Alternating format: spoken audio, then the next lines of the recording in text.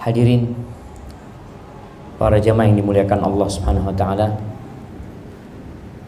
Ana dapat berita banyak orang tua baru.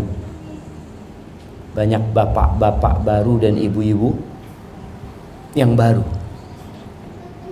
Cuma sayangnya mereka punya anak atau yang bapak-bapak menikah juga belum sekolah tentang bagaimana menjadi orang tua. Bapak-bapak, ibu-ibu bisa bayangin di Indonesia ini ada perkuliahan untuk ternak binatang. Merawat binatang itu ada sekolah. Hewan, kita mau piara ayam, ternyata ada sekolah peternakan. Tapi mau pelihara anak manusia, kita nggak pernah sekolah. Nggak ada kuliahnya. Kalaupun ada kuliahnya mungkin penggemarnya sedikit yang untuk sekolah di sana, karena dalam bayangan dia tidak menghasilkan duit. Sekolah merawat anaknya orang, menjadi seorang suami itu merawat anaknya orang. Ibu-ibu akhirnya hamil punya anak, bagaimana merawat dan membesarkan anak tersebut? Sebagian ditinggal anaknya karena pekerjaan yang menghasilkan uang. Jadi sebagian ibu-ibu, sebagian perempuan itu meninggalkan anaknya, dititipin ke orang untuk merawat. Kenapa? Karena dia punya pekerjaan yang menghasilkan uang. Ngerawat anak nggak dapat duit tuh, Ustaz. Dapat duit nggak ibu-ibu? Ngerawat anaknya sendiri. Ibu-ibu, ngerawat anaknya sendiri dapat duit nggak? Kalau ngerawat anaknya orang, dapat duit. Kalau ngerawat anaknya orang dikasih duit. Maka di sini kenapa Islam itu mewajibkan nafkah itu atas kaum laki-laki. Wajib. Bahkan Allah Jalla Jalaluhu ketika mengatakan ar-rijalu qawwamuna 'alan nisa. Lelaki-lelaki itu pemimpin buat para wanita. Kenapa? Karena dua hal. Yang pertama kata Allah, ar-rijalu qawwamuna 'alan nisa'i bima faddala ba'dahum 'ala ba'din wa bima anfaqu min amwalihim. Lelaki pantas jadi pemimpin karena dia punya ruh, punya jiwa kepemimpinan yang Allah kasih sama kaum lelaki. Yang kedua, karena kaum lelaki memberikan nafkah kepada istrinya. Maka biasanya kalau suami tidak memberikan nafkah kepada istri, kepemimpinannya itu pincang. Apalagi kalau suami tinggal di rumahnya istri. Kadang-kadang kan istri kalau marah sama suaminya, sudah, engkau pulang ke rumah orang tuamu. Dia nggak bisa ngomong itu, karena rumahnya rumah siapa? Rumah istrinya, gimana mau suruh pulang? Tapi dia numpang kan, nggak bisa. Yang ada malah istrinya yang bisa mengatakan, ya udah bang, kalau engkau memang udah nggak suka sama aku, ambil sepatumu, bismillah keluar sana. Kepemimpinan itu pincang. Tapi kalau istrinya soleha, enggak. Baik, kalau bicara bagaimana menjadi orang tua yang baik, atau bagaimana memiliki anak-anak yang soleh, Ana yakin semuanya ingin anak soleh. Apalagi kalau bapaknya pernah badung dulu ya, pernah nakal. Biasanya takut tuh anaknya ikut jejak bapak. Dia ingin anaknya soleh. Ibunya juga seperti itu. Allah berfirman di surah Al-Kahf. Coba ana ingin semua yang punya HP dibuka surat Al-Kahfi.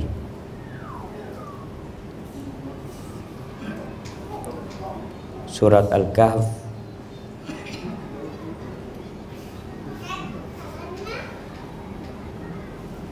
ayat 80 sampai 82.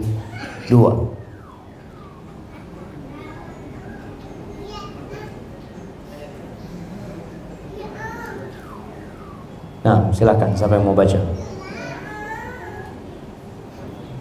Ayat 80 sampai 82. Ini kisah Nabi Musa alaihissalam bersama Nabi Khadir atau Khidir. Nah, silakan bacain, mic-nya ada kan?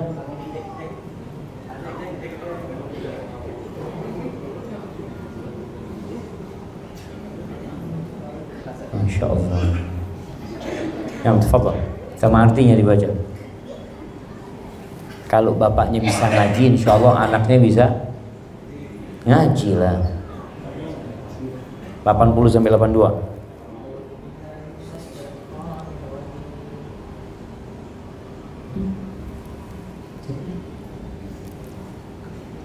Bismillahirrahmanirrahim. Wa ammal ghulamu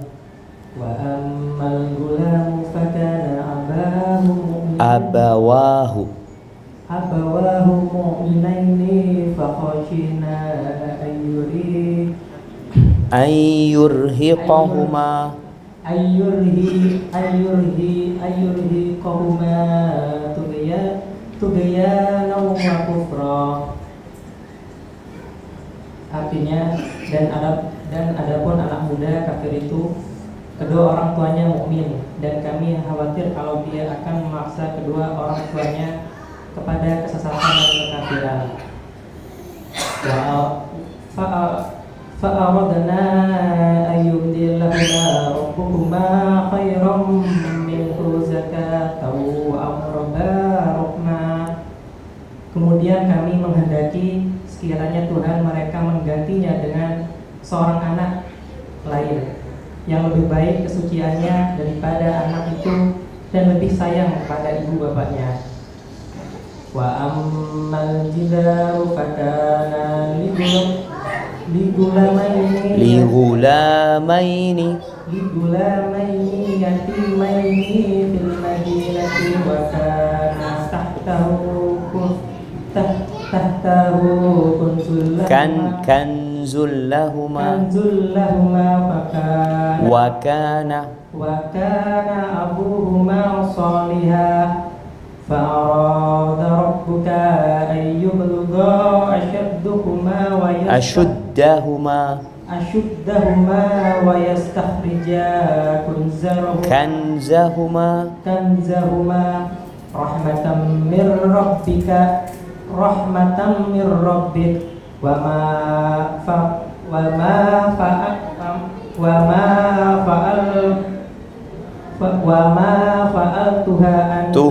ma fa'altuhu an amri dzalika ta'wilu ma lam tasti alaihi sabra. Dan adapun dinding rumah itu adalah milik dua anak yatim di kota itu, yang di bawahnya tersimpan harta bagi mereka berdua, dan ayahnya seorang yang soleh. Maka Tuhanmu menghendaki agar keduanya sampai dewasa dan keduanya mengeluarkan simpanannya. Itu sebagai rahmat dari Tuhanmu.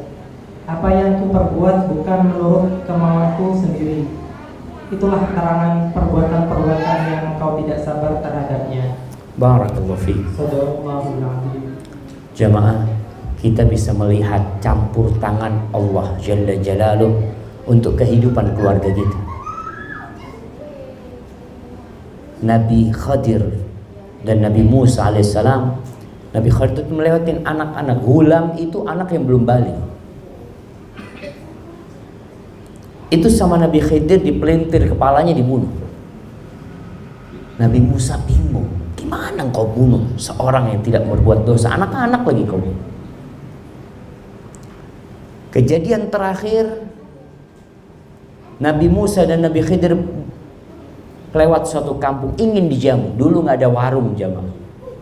Orang itu kalau bertamu wajib untuk dihormati, karena mereka nggak bisa makan. Ternyata tidak dijamu oleh warga kampung tersebut. Di ujung kampung ada sebuah bangunan yang hendak roboh. Itu Nabi Khadir dan Nabi Musa memperbaiki bangunan itu. Kenapa? Ternyata itu milik dua anak yatim yang orang tuanya orang soleh. Kalau kisah yang pertama dibunuhnya anak itu karena Allah sayang sama kedua orang tuanya. Anaknya ini anak durhaka, gak pantas hidup anak itu. Karena kalau hidup akan memberatkan kedua orang tuanya. Maka akhirnya Allah kirim Khadir untuk mematikan itu anak. Yang kedua, Allah kirim Nabi Musa dan Nabi Khadir untuk memperbaiki bangunan dua anak yatim. Penyebabnya apa? Orang tuanya orang soleh. Udah mati orang tuanya, ini anak yatim. Maka kalau bicara bagaimana menjadi orang tua yang soleh, yang baik buat anak-anaknya, maka harus soleh di diri sendiri. Bapak-bapak, ya kalau ingin rumah tangganya diridhai oleh Allah SWT, yang belum nikah siapa nih? Angkat tangan, angkat tangan. Angkat tangan aja, apa-apa. 1, 2, 3, 4, 5. Masya Allah. Artinya yang belum menikah ada kesempatan untuk mencari istri atau suami yang soleh. Tapi terkadang sebagian yang sudah menikah udah kadung dia. Artinya udah apa? Udah terlanjur. Dia dulu menikah bukan karena kesolehannya. Dia menikah karena kecantikannya. Ternyata kecantikan itu tidak berguna dalam pendidikan anak. Gak guna, jangan. Yang berguna itu kesolehan. Ternyata kecantikan itu tidak berguna dalam pelayanan ngurusin rumah tangga. Enggak. Berapa banyak wanita yang cantik ternyata biayanya lebih mahal. Makanya dulu dikatakan yang ingin menikah dengan wanita cantik hendaklah persiapan duit yang banyak. Karena bedaknya wanita cantik itu beda dengan bedaknya wanita yang biasa-biasa. Ada bedak harga 7.000? Ada ibu-ibu? Ada dulu biasa anak disuruh beli sama ibu di warung sebelah. Itu ada. Tapi kalau wanita cantik nggak mau tuh, perawatannya aja 1,5 juta. Tiap bulan berangkat kemana? Ke salon, kemana? Membutuhkan biaya itu. Maka kalau orang tua yang cerdas, yang ketika sebelum nikah dia sudah mikir nanti. Sehingga pernah ada seorang yang namanya Abul Aswad Ad-Du'ali. Dia mengatakan kepada anak-anaknya, dikumpulin anaknya semua. Dia mengatakan, ahsantu ilaikum, kalian tahu anak-anakku, aku ini berbuat baik kepada kalian ketika kalian kecil, ketika kalian sudah dewasa, dan tatkala kalian belum lahir. Itu bingung anaknya, ayah gimana engkau berbuat baik kepada kita sedangkan kita belum ada di muka bumi ini. Apa kata ayahnya? Ikhtartu lakum umman la tu'ayyaruna biha. Aku pilihkan buat kalian seorang ibunda yang kalian tidak akan dicela karena ibunya. Jadi proses orang tua cerdas itu dimulai dari sebelum menikah. Dia berpikir bagaimana anak punya istri nanti yang bisa membesarkan anak-anak anak, yang bisa mengajarin mereka kenal sama Allah Jalla Jalaluh. Itu dari awal. Maka Nabi SAW mengatakan tunkahul mar'ali arba', wanita dinikahin karena 4 hal. Yang pertama, lijamaliha, karena kecantikannya. Yang kedua karena limaliha, karena hartanya. Yang ketiga karena nasabnya. Yang keempat karena agamanya. Terus apa kata Nabi SAW? Fadfar bidzatid din taribat yadak. Kalau engkau ingin berbahagia, maka beruntunglah engkau mendapatkan istri yang agamanya baik. Selamat sudah. Maka ini yang perlu dilakukan. Gimana Ustaz kalau sudah terlanjur? Maka tugas para suami memperbaiki istrinya, dan tugas para istri yang dulu menerima suami bukan karena agamanya. Ya, anak nikah terus terang karena dia perempuan ini lebih suka lelaki yang tampan apa yang kaya, ibu-ibu? Baik, kalau ada satu lelaki, ini percontohan nih, ada satu laki-laki nggak ganteng, tapi fulusnya banyak, royal. Yang satu masya Allah ganteng, tapi miskin, mafi fulus. Kira-kira ibu-ibu pilih yang mana, bapak-bapak? Hah? Pilih yang mana? Yang banyak fulusnya. Kenapa? Kalau bicara ganteng itu dilihat semua orang, Jadi kalau bicara kegantengan semua orang lihat gitu. Bukan hanya ana yang melihat kegantengan suami ana. Tapi kalau merasakan akhlaknya, duitnya, ya ana loh. Maka itu yang dicari. Maka kadangkala memang perempuan ya ketika memilih suami seperti itu, sehingga ana sering, sekarang ini ada aplikasi namanya Halo Ustadz. Aplikasi ini baru 6 bulan kan. Halo Ustadz. Ana di bagian keluarga, ana dengar curhatan para wanita yang ana lihat ternyata inti permasalahannya salah milih suami. Salah milih suami. Masalahnya itu aja gitu. Sehingga kalau antum nih beli motor, antum hanya melihat modelnya doang dan dilihat, oh bagus ini kayaknya. Sampai rumah ternyata isinya udah diganti sama pemiliknya. Mesinnya bukan mesin yang asli. Antum kecewa, tapi antum bisa buang itu motor. Tapi kalau suami atau istri, antum masuk mau bukain pintu, antum buang, kayaknya nggak cocok karena sama yang ini. Nggak bisa. Maka banyak permasalahan dalam urusan mendidik anak. Banyak istri mengatakan, Ustadz, anak didik anak, Ustadz sendirian Ustadz, padahal anak punya suami.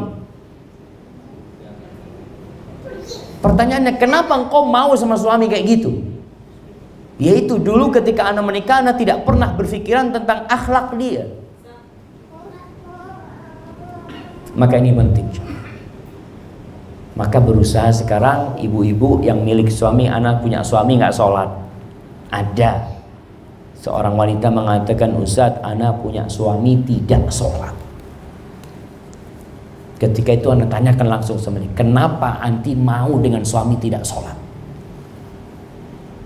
Kenapa waktu sebelum nikah kok nggak dicari tahu? Waktu ta'aruf cari tahu gimana nih fulan? Nggak ada. Sekarang baru mengeluh. Maka ketika dia tanya seperti itu, anak katakan anti harus istighfar, tobat, minta ampun sama Allah Subhanahu wa taala. Kenapa? Karena melanggar arahan-arahan Rasulullah SAW. Nabi sudah ngarahin mau cari suami kayak gini modelnya. Engkau nggak mau. Dikasih tahu, idza ja'akum man tardawna dinahu wa khuluquhu. Apabila datang meminang kalian seorang lelaki yang agamanya baik, akhlaknya mulia, langsung terima. Nikahkan dia. 2, agama dan akhlaknya mulia, selesai. Karena inilah yang akan membuat rumah tangga jadi harmonis, yang akan menjadikan anak-anak dijaga sama Allah. Bapaknya mati, selesai. Tapi karena bapaknya orang soleh, ibu-ibu nggak perlu takut. Karena tahu bapaknya ini anak soleh, orang soleh. Allah ajak kirim Nabi Khidir dan Nabi Musa alaihissalam untuk jagain hartanya anak yatim. Dikirim, Nabi dikirim. Itu ketika orang berpikir menerima pinangan orang yang soleh, agamanya baik, akhlaknya. Dari mana kita tahu agamanya baik? Paling tidak yang wajib-wajib. Sholat 5 waktu, nggak telat waktu Jumatan. Jadi seharusnya perempuan itu ketika ta'aruf dengan seorang lelaki, nggak perlu ngobrol sama tuh laki-laki, nggak perlu. Jadi ta'aruf itu bukan chatting, ngobrol, kesukaan kamu apa? Oh, saya suka kucing, kamu suka apa? Saya suka buaya. Kadang-kadang pembicaraan seperti itu itu nggak penting. Dan ketika ta'aruf, kalau bicara sama perempuan atau sama laki-laki, lisan itu pandai berdusta. Yang namanya CV, ana pernah dapat CV Ustadz, benar fulan bohong, ana nggak seperti dalam CV itu. Karena orang bebas mau nulis dalam CV itu.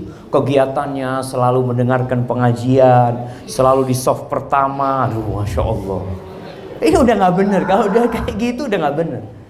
Oleh karena itu kirim orang untuk cari tahu tentang fulan. Itu wanita yang cerdas.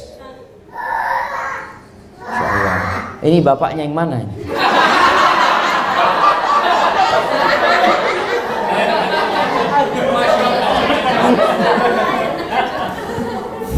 Bismillah.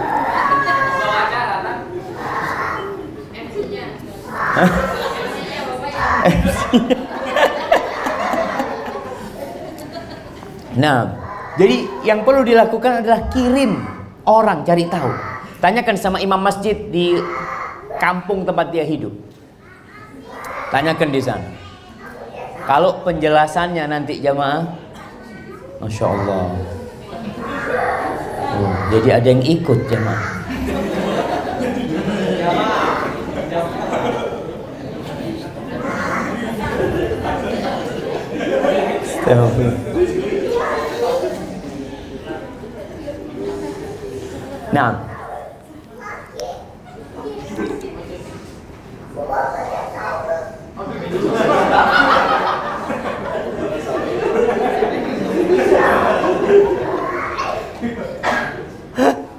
Nah, barakallahu fiik.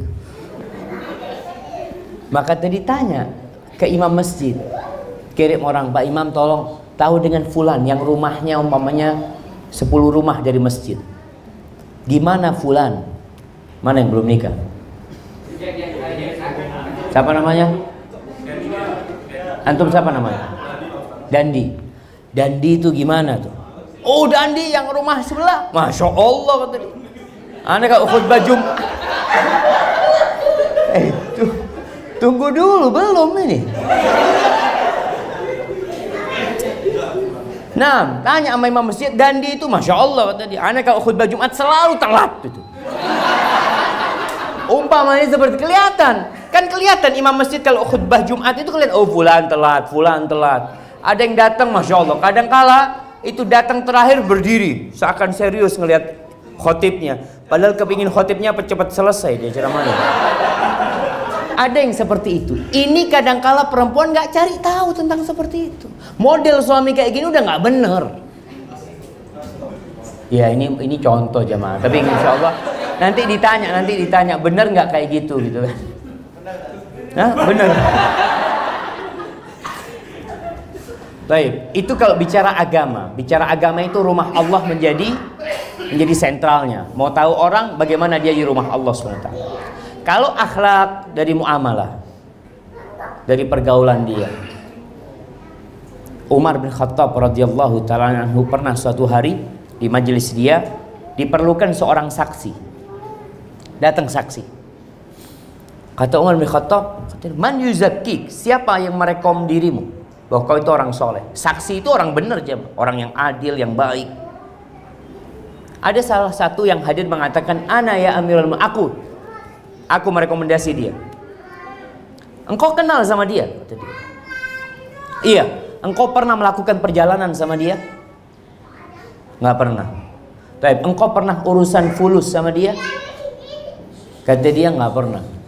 Engkau hidup bertetanggan dengan dia sehingga engkau melihat keluar masuk dia? Bukan. Ana juga nggak bertetanggan sama dia. Berarti kamu tidak kenal sama dia. Maka kalau mau tahu orang itu perlu tim investigasi yang dikirim, bukan dengan ngobrol.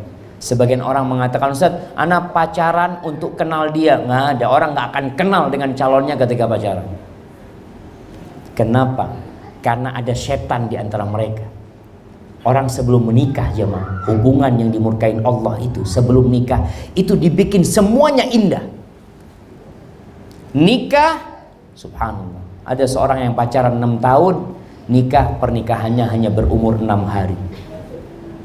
Anak pernah melihat seorang artis yang umur pernikahannya cuma 50 jam. Padahal dia sudah pacaran berbulan-bulan. Maka jangan pernah percaya sama bisikan setan, pacaran itu untuk mengenal calonnya. Bohong semua. Karena semuanya jadi indah. Baik, selesai. Jadi kalau ingin punya anak yang soleh, mendidik anak, maka orang tua yang soleh. Karena anak ini lebih kepada mencontoh daripada mendengarkan. Anak-anak itu bapaknya ngomong, nak jangan ngerokok nak. Tapi bapaknya ngerokok. Kira-kira anaknya ngerokok enggak? Ngerokok. Padahal Ustaz, anak dari kecil sudah ngomong sama dia Ustaz. Sejak di pangkuan ibunya anak ngomong, nak jangan kayak bapak ya, bapak ngerokok, jangan. Tapi ternyata anak itu umur 3 tahun sudah ambil puntung rokok bapaknya, diisep-isep sama dia. Karena itu yang dia lihat dari orang tuanya. Nah, ketika ingin punya anak yang soleh, hendaklah pernikahannya sesuai dengan syariat. Malam pertama sesuai dengan syariat. Jadi ada doa. Masya Allah. Ini sudah diakikoin belum? Udah. Nah, jadi ketika seorang mendatangi istrinya, istri didatangi oleh suaminya, itu ada doanya. Apa doanya? Yang sudah nikah nih jawab.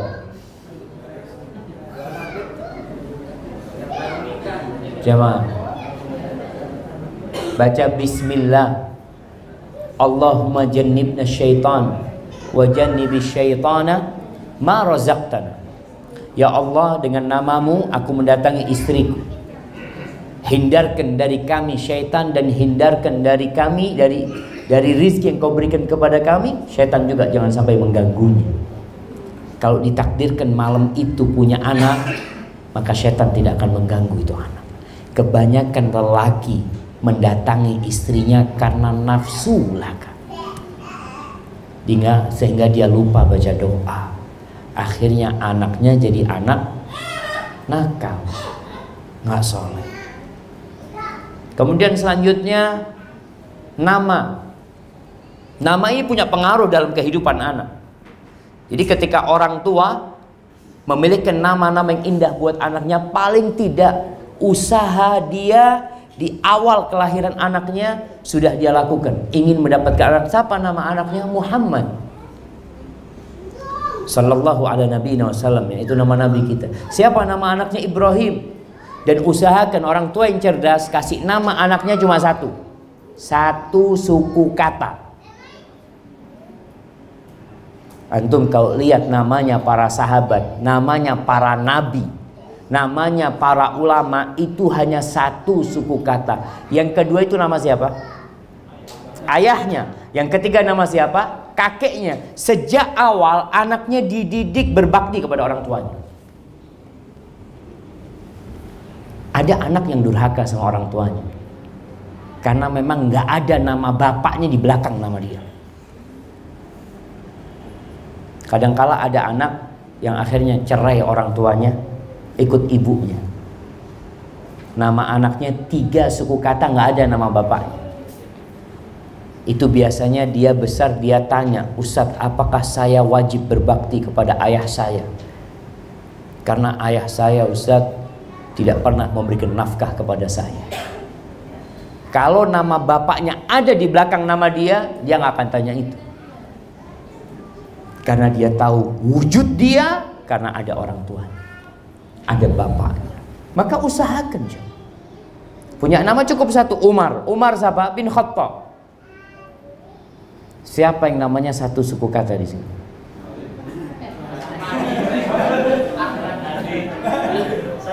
Siapa nama antum? Aneh juga namanya.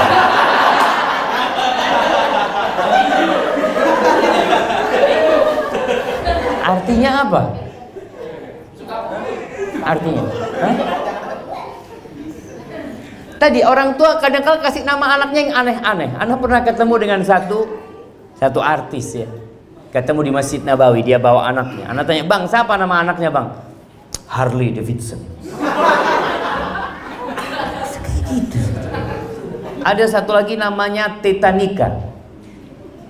Karena pada waktu film Titanic lahir anaknya, dikasih nama Titanica. Siap-siap untuk karam anaknya. Karena benar-benar kasih nama. Ini orang tua nggak cerdas kasih nama buat anaknya. Sebagian orang tua menggabungkan nama bapak dan ibu di belakang nama anaknya. Ini salah satu bentuk apa ya, bentuk persamaan gender. Jadi nama anak nggak boleh nama bapaknya saja, nasabnya itu harus bapak sama ibu. Ini udah nggak bener juga. Ibu nggak perlu namanya ada di belakang nama anaknya. Kenapa? Karena anak itu punya kewajiban berbakti kepada ibunya 3 kali lipat daripada ayahnya. Selesai. Walaupun dia nggak tahu, nggak ada namanya di belakang nama dia, tetap anak itu akan berbakti. Pilihkan nama-nama yang baik buat anak. Lahir anaknya, apa yang dilakukan orang tua? Akikoh. Bapak-bapak yang belum diakikohin siapa? Coba tanya sama orang tuanya, Pak, saya dulu diakikohin apa enggak? Kadangkala belum. Itu ada orang tua jamaah yang kurang bersyukur sama Allah. Akikoh kan nggak wajib, Ustaz. Iya, kalau bicara hukum nggak wajib memang. Tapi itu bentuk syukur. Kita bisa melihat orang-orang berangkat ke Singapura, ya, beli motor, beli mobil. Pertanyaannya sama, beli motor wajib nggak? Enggak. Kenapa kau beli motor? Ya karena perlu. Akikoh pun diperlukan. Jadi bicaranya bicara kebutuhan. Kenapa kita akikoh? Karena anak ingin mensyukuri nikmat yang Allah berikan. Kata Nabi SAW, kullu mauludin marhunun bi aqiqatihi hatta yu'aqqa anhu. Semua anak yang lahir itu tergadaikan dengan akikohnya sampai dipotong. Usahakan dipotong akikohnya pada hari ke-7. Jangan lewat lah. Kalau nggak punya ustadz, ya nanti kapan punya rizki, akikohin anak. Maka ini salah satu bentuk mensyukuri nikmat yang Allah berikan.